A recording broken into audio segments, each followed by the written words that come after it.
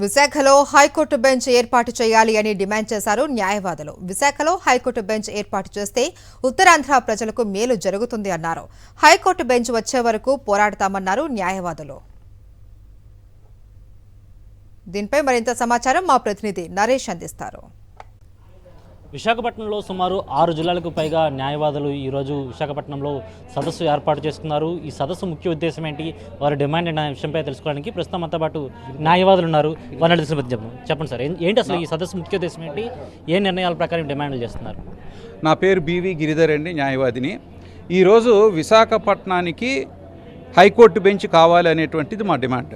అయితే ఇది ఎప్పటి నుంచో జరుగుతున్నప్పటికీ కూడా ఇప్పుడే ప్రత్యేకంగా ఈ బెంచ్ గురించి ఎందుకు మాట్లాడవలసి వస్తుందంటే, ఉమ్మడి రాష్ట్రం ఇప్పుడు విడిపోయిన తర్వాత మన ఆంధ్రప్రదేశ్లోని అర్బన్ ఏరియాస్ డెవలప్మెంట్ యాక్ట్ 1975 అనేటువంటిది రిపీల్ చేసి ఇప్పుడు అర్బన్ ఏరియాస్ కేవలం రీజనల్ డెవలప్మెంట్ అథారిటీస్ యాక్ట్ 1916 అనేటువంటిది పాస్ చేసిన తర్వాత మొత్తం ఆంధ్రప్రదేశ్ని 5 రీజన్ల కింద మార్చారు. సో ఈ 5 జోన్లు 5 రీజన్లోనే ఏ డెవలప్మెంట్ అయినా చేస్తారు.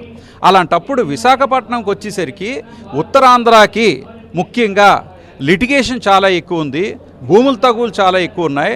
అలాగే చిన్న రైతు భూమిని పెద్ద వాళ్ళు, అలాగే చిన్న అసైన్డ్ ల్యాండ్స్ అంటే ల్యాండ్లెస్ పూర్కి అసైన్ చేసిన ల్యాండ్స్, అలాగే ట్రైబల్ ల్యాండ్స్ని గ్రాప్ చేసినప్పుడు అలాంటి వాళ్ళు ఎట్టి పరిస్థితుల్లోని ఎక్కడో హైకోర్టు ఉంటే వాళ్ళ దగ్గరికి వెళ్ళలేరు. విశాఖపట్నం హైకోర్టు బెంచ్ అన్నది ఇక్కడ ప్రజలకి సౌకర్యవంతంగా తక్కువ ఖర్చుతో సత్వర న్యాయం అందించడానికి మేము హైకోర్టు బెంచ్ అడుగుతున్నాం తప్ప మాకు న్యాయవాదులకి ఏదో లాభం జరుగుతుందని అనుకుంటున్నారు. అది శుద్ధ తప్పండి.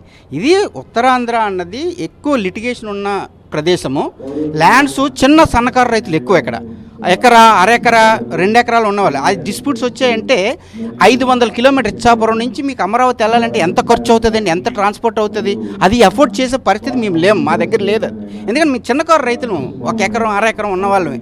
మేము అక్కడికి హైకోర్టు వరకు వెళ్ళి అక్కడ హైకోర్టులోనే 1,00,000-2 లక్షలు ఫీజు ఇచ్చి మేము కేసు చేయలేము. అలాగా మేము నష్టపోతున్నాం. కావున ఆ విధంగా నష్టపోకుండా ఉండాలంటే మా రైతులందరూ కూడా విశాఖపట్నంలో పెట్టినట్టయితే, విశాఖపట్నం మాకు అందరికీ తెలిసిన ప్లేసు, తర్వాత ఇక్కడ ట్రాన్స్పోర్టేషన్ ఈజీగా ఉంటుంది, ఇక్కడ నివసించడానికి అన్ని విధాలుగా కూడా అనుకూలంగా ఉంటుంది, తక్కువ ఖర్చుతో సత్వర న్యాయం పొందడానికి అవకాశం ఉంది. కాబట్టి మేము విశాఖపట్నంలో హైకోర్టు బెంచ్ పెట్టమని అడుగుతున్నాం.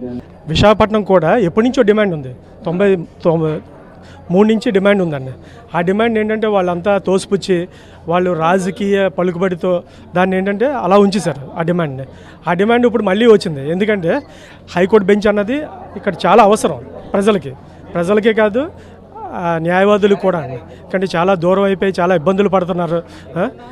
ఇక్కడ మనకి ఏంటంటే ఇక్కడి నుంచి చాలా అధిక మొత్తం కేసుల్లో కూడా హైకోర్టుకి వెళ్తున్నాయండి. దానివల్ల కూడా చూసినా ఇవ్వాలి. అందువల్ల ఏంటంటే హైకోర్టు బెంచ్ అన్నది తప్పనిసరిగా ఇవ్వాలి, చట్టబద్ధంగా. పూర్తి స్థాయిలో కూడా విశాఖపట్నంలో ఈరోజు జరిగిన సదస్సు నేపథ్యంలో పూర్తిగా విశాఖపట్నానికి హైకోర్టు బెంచ్ ఏర్పాటు చేయాలని, దీనివల్ల ఉత్తరాంధ్ర వ్యాప్తంగా ప్రజలందరికీ మంచి జరుగుతుందని, అయితే న్యాయ వ్యవస్థకు సంబంధించి పూర్తిగా ఇక్కడ ఒక బెంచ్ ఏర్పాటు చేసినట్లయితే ఒకవైపు ఉద్యోగ అవకాశాలతో పాటు అనేక ఉపయోగాలు ఉంటాయని కూడా న్యాయవాదులు చెప్తున్న పరిస్థితి కనిపిస్తుంది. వీడియో శంకర్తో నరేష్, సాక్షి టీవీ, విశాఖపట్నం నుంచి.